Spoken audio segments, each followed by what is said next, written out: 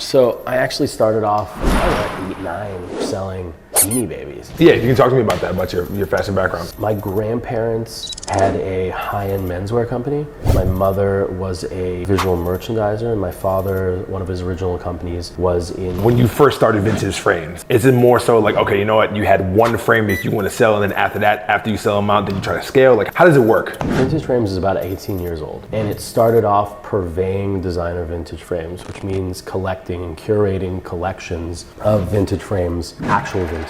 You know, what the company really specialized in was frames from, let's say, the 1960s to very early 2000s. Every designer brand frame that you could imagine. So from the Dior's to Cartier, Fendi, Emmanuel Khan's, Alan Meekleys, Cazal, all that type of shit. So originally we went and amassed the backstock and the stuff that hadn't been sold. That was one of the things that we took from the character flaws of different failing businesses from successful businessmen that I'd seen in the past. Business dude who's built this interesting infrastructure. Empire. Yeah, and very, very proud of what he's done. But you know, running a business that's that size, a lot of people think that that's always the goal. I think Dave, out of all people, will tell you what he has to give up to do that. I don't come from a wealthy family at all. I don't come from a family that owns property, none of that shit.